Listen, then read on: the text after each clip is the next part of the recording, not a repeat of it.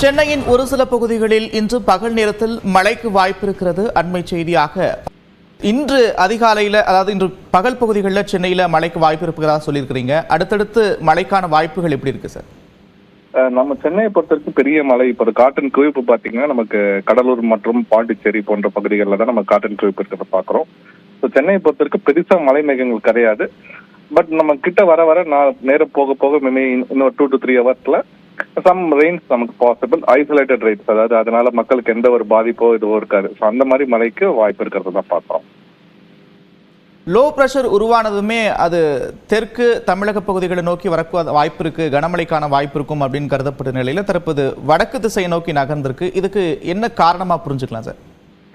இல்ல, காற்றழுத்த பகுதியானது வந்து பாத்தீங்கன்னா இப்ப மேற்கு வடமேற்கு திசை நோக்கி நகர்ந்து இப்ப நமக்கு இலங்கைக்கு அருகே இருந்தது வந்து இப்ப வந்து நமக்கு நம்ம டெல்டா பகுதி பக்கத்துல உள்ள பகுதிகளில் நம்ம காற்றழுத்த பகுதி இருக்கிறத நம்ம பாக்குறோம்.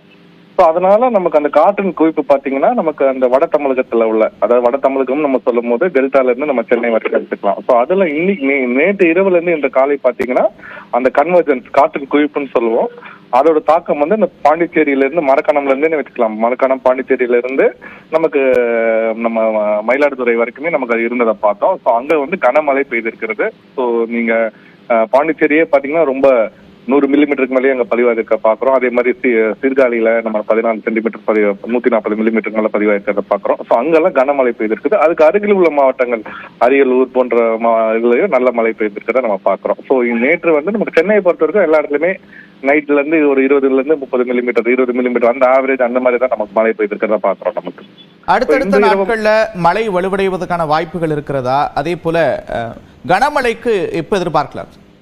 இது எல்லாமே உள் மாவட்டங்களுக்கு இன்றுல இருந்து நாளைக்கு பாத்தீங்கன்னா காற்றின் குவிப்பு வந்து உள்ளேயும் போறதை பாக்குறோம்.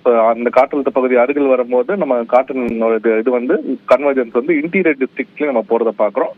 ஸோ நேற்று வரைக்கும் பெருசா உள் மாவட்டங்களுக்கு பெரிய மழை இல்லை.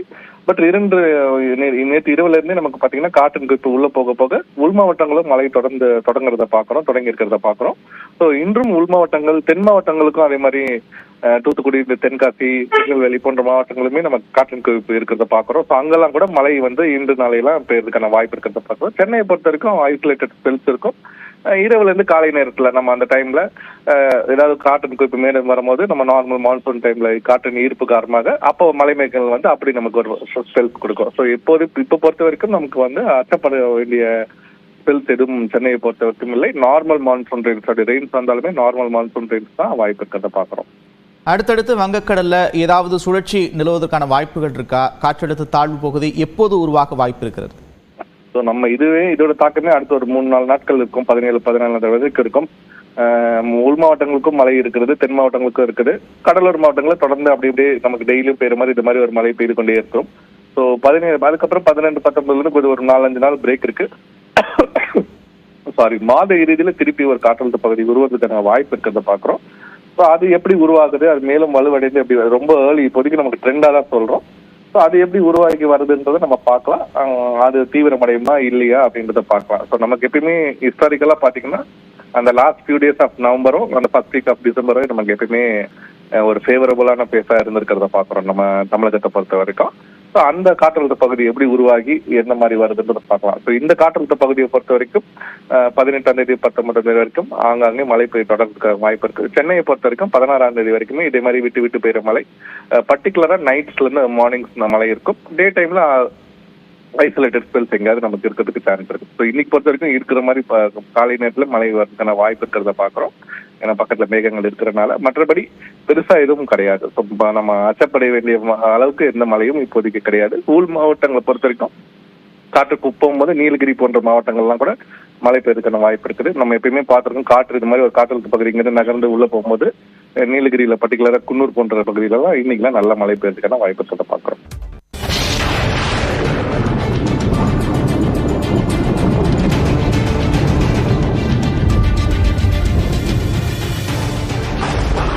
சென்னையின் ஒரு சில பகுதிகளில் இன்று பகல் நேரத்தில் மழைக்கு வாய்ப்பு இருக்கிறது. அண்மை செய்தியாக இன்று அதிகாலையில், அதாவது இன்று பகல் பகுதிகளில் சென்னையில் மழைக்கு வாய்ப்பு இருக்கிறதா சொல்லியிருக்கிறீங்க. அடுத்தடுத்து மழைக்கான வாய்ப்புகள் எப்படி இருக்கு சார்? நம்ம சென்னையை பொறுத்த வரைக்கும் பெரிய மழை இப்போ காற்றின் குவிப்பு பாத்தீங்கன்னா நமக்கு கடலூர் மற்றும் பாண்டிச்சேரி போன்ற பகுதிகளில் தான் நம்ம காற்றின் குவிப்பு இருக்கிறத பாக்குறோம். ஸோ சென்னையை பொறுத்த வரைக்கும் பெருசா மலை மேகங்கள் கிடையாது. பட் நம்ம கிட்ட வர வர நேரம் போக போக மேபி இன்னொரு 2 to 3 ஹவர்ஸ்ல சம் ரெயின்ஸ் நமக்கு பாசிபிள், ஐசோலேட்டட் ரெயின்ஸ், அதாவது அதனால மக்களுக்கு எந்த ஒரு பாதிப்போ இதுவோ இருக்காது. ஸோ அந்த மாதிரி மழைக்கு வாய்ப்பு இருக்கிறது தான் பார்க்குறோம்.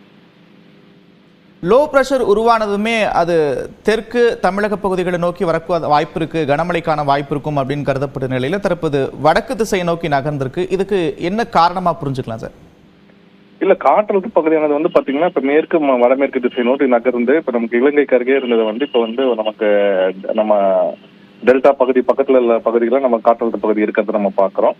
ஸோ அதனால நமக்கு அந்த காற்றின் குவிப்பு பாத்தீங்கன்னா நமக்கு அந்த வட தமிழகத்துல உள்ள, அதாவது வட தமிழகம் நம்ம சொல்லும் போது டெல்டால இருந்து நம்ம சென்னை வரைக்கும் எடுத்துக்கலாம். ஸோ அதுல இன்னைக்கு நேற்று இரவுல இருந்து இந்த காலை பாத்தீங்கன்னா அந்த கன்வர்ஜென்ஸ் காற்றின் குவிப்புன்னு சொல்லுவோம், அதோட தாக்கம் வந்து இந்த பாண்டிச்சேரியில இருந்து மரக்காணம்ல இருந்தே வச்சுக்கலாம். மரக்காணம் பாண்டிச்சேரியில இருந்து நமக்கு நம்ம மயிலாடுதுறை வரைக்குமே நமக்கு அது இருந்ததை பார்த்தோம். ஸோ அங்க வந்து கனமழை பெய்திருக்கிறது. ஸோ நீங்க பாண்டிச்சேரியே பாத்தீங்கன்னா ரொம்ப 100 மில்லிமீட்டருக்கு மேலேயே அங்கே பதிவாயிருக்க பார்க்குறோம். அதே மாதிரி சீர்காழியில நம்ம 14 சென்டிமீட்டர் 140 மில்லிமீட்டருக்கு மேலே பதிவாயிருக்கிறத பார்க்குறோம். ஸோ அங்கெல்லாம் கனமழை பெய்திருக்குது. அதுக்கு அருகில் உள்ள மாவட்டங்கள் அரியலூர் போன்ற இதுலையும் நல்ல மழை பெய்திருக்கிறத நம்ம பார்க்குறோம். ஸோ நேற்று வந்து நமக்கு சென்னையை பொறுத்த வரைக்கும் எல்லா இடத்துலையுமே நைட்ல இருந்து ஒரு 20ல இருந்து 30 மில்லிமீட்டர் 20 மில்லிமீட்டர் அந்த ஆவரேஜ் அந்த மாதிரி தான் நமக்கு மழை பெய்திருக்கிறத பார்க்குறோம். நமக்கு அடுத்தடுத்த நாட்கள்ல மழை வலுவடைவதற்கான வாய்ப்புகள் இருக்கிறதா? அதே போல கனமழைக்கு எப்ப எதிர்பார்க்கலாம்? இது எல்லாமே உள் மாவட்டங்களுக்கு இன்றுல இருந்து நாளைக்கு பாத்தீங்கன்னா காற்றின் குவிப்பு வந்து உள்ளேயும் போறதை பாக்குறோம். ஸோ அந்த காற்றழுத்த பகுதி அருகில் வரும்போது நம்ம காற்றின் இது வந்து கன்வர்ஜென்ஸ் வந்து இன்டீரியர் டிஸ்ட்ரிக்ட்லயும் நம்ம போறதை பாக்குறோம். ஸோ நேற்று வரைக்கும் பெருசா உள் மாவட்டங்களுக்கு பெரிய மழை இல்லை. பட் நேற்று இரவுல இருந்தே நமக்கு பாத்தீங்கன்னா காற்றின் குவிப்பு உள்ள போக போக உள் மாவட்டங்களும் மழை தொடங்கி இருக்கிறத பாக்குறோம். ஸோ இன்றும் உள் மாவட்டங்கள் தென் மாவட்டங்களுக்கும் அதே மாதிரி தூத்துக்குடி, தென்காசி, திருநெல்வேலி போன்ற மாவட்டங்களுமே நம்ம காற்றின் குவிப்பு இருக்கிறத பாக்குறோம். ஸோ அங்கெல்லாம் கூட மழை வந்து இன்று நாளையெல்லாம் பெய்யறதுக்கான வாய்ப்பு இருக்கிறத பாக்குறோம். சென்னையை பொறுத்த வரைக்கும் ஐசோலேட்டட் ஸ்பெல்ஸ் இருக்கும். இரவுல இருந்து காலை நேரத்துல நம்ம அந்த டைம்ல ஏதாவது காற்றின் குவிப்பு மேலும் வரும்போது நம்ம நார்மல் மான்சூன் டைம்ல காற்றின் ஈர்ப்பு காரணமாக அப்போ மலை மேகங்கள் வந்து அப்படி நமக்கு ஒரு ஸ்பெல்ஸ் கொடுக்கும். ஸோ இப்போ பொறுத்த வரைக்கும் நமக்கு வந்து அச்சப்பட வேண்டிய ஸ்பெல்ஸ் எதுவும் சென்னையை பொறுத்த வரைக்கும் இல்லை. நார்மல் மான்சூன் ரெயின்ஸ் வந்தாலுமே நார்மல் மான்சூன் ரெயின்ஸ் தான் வாய்ப்பு இருக்கிறத பாக்குறோம். அடுத்தடுத்து வங்கக்கடல்ல ஏதாவது சுழற்சி நிலவுவதற்கான வாய்ப்புகள் இருக்கா? காற்றழுத்த தாழ்வு பகுதி எப்போது உருவாக வாய்ப்பு இருக்கிறது? ஸோ நம்ம இதோட தாக்கமே அடுத்த ஒரு 3-4 நாட்கள் இருக்கும். 17-14 வரைக்கும் இருக்கும். உள் மாவட்டங்களுக்கும் மழை இருக்கிறது, தென் மாவட்டங்களுக்கும் இருக்குது. கடலூர் மாவட்டங்களில் தொடர்ந்து அப்படி இப்படியே நமக்கு டெய்லியும் பெய்யுற மாதிரி இது மாதிரி ஒரு மழை பெய்து கொண்டே இருக்கும். ஸோ 17 அதுக்கப்புறம் 18-19 ஒரு 4-5 நாள் பிரேக் இருக்கு. மாத இறுதியில திருப்பி ஒரு காற்றழுத்த பகுதி உருவதுக்கான வாய்ப்பு இருக்கிறத பாக்குறோம். ஸோ அது எப்படி உருவாகுது, அது மேலும் வலுவடைந்து எப்படி ரொம்ப ஏர்லி இப்போதைக்கு நமக்கு ட்ரெண்டா தான் சொல்றோம். ஸோ அது எப்படி உருவாக்கி வருதுன்றதை நம்ம பார்க்கலாம். அது தீவிரமடையுமா இல்லையா அப்படின்றத பார்க்கலாம். ஸோ நமக்கு எப்பயுமே ஹிஸ்டாரிக்கலா பாத்தீங்கன்னா அந்த லாஸ்ட் ஃபியூ டேஸ் ஆஃப் நவம்பரும் அந்த ஃபர்ஸ்ட் வீக் ஆஃப் டிசம்பரும் நமக்கு எப்பயுமே ஒரு ஃபேவரபுளான பேஸா இருந்திருக்கிறத பாக்குறோம் நம்ம தமிழகத்தை பொறுத்த வரைக்கும். ஸோ அந்த காற்றழுத்த பகுதி எப்படி உருவாகி என்ன மாதிரி வருதுன்றதை பார்க்கலாம். ஸோ இந்த காற்றழுத்த பகுதியை பொறுத்த வரைக்கும் 18ஆம் தேதி 19ஆம் தேதி வரைக்கும் ஆங்காங்கே மழை பெய்ய தொடர்றதுக்கு வாய்ப்பு இருக்கு. சென்னையை பொறுத்த வரைக்கும் 16ஆம் தேதி வரைக்குமே இதே மாதிரி விட்டு விட்டு பெய்யுற மழை, பர்டிகுலரா நைட்ஸ்ல இருந்து மார்னிங்ஸ் மழை இருக்கும். டே டைம்ல ஐசோலேட்டட் ஸ்பெல்ஸ் எங்கேயாவது நமக்கு இருக்கிறதுக்கு சான்ஸ் இருக்கு. ஸோ இன்னைக்கு பொறுத்த வரைக்கும் இருக்கிற மாதிரி காலை நேரத்தில் மழை வரதுக்கான வாய்ப்பு இருக்கிறத பாக்குறோம். ஏன்னா பக்கத்துல மேகங்கள் இருக்கிறதுனால மற்றபடி பெருசா எதுவும் கிடையாது. ஸோ நம்ம அச்சப்பட வேண்டிய அளவுக்கு எந்த மழையும் இப்போதைக்கு கிடையாது. உள் மாவட்டங்களை பொறுத்த வரைக்கும் காற்றுக்கு போகும்போது நீலகிரி போன்ற மாவட்டங்கள்லாம் கூட மழை பெய்யறதுக்கான வாய்ப்பு இருக்குது. நம்ம எப்பயுமே பார்த்துருக்கோம் காற்று இது மாதிரி ஒரு காற்றழுத்த பகுதி இங்கிருந்து நகர்ந்து உள்ள போகும்போது நீலகிரியில பர்டிகுலரா குன்னூர் போன்ற பகுதியிலலாம் இன்னைக்கெல்லாம் நல்ல மழை பெய்யறதுக்கான வாய்ப்பு இருக்கிறத பாக்குறோம்.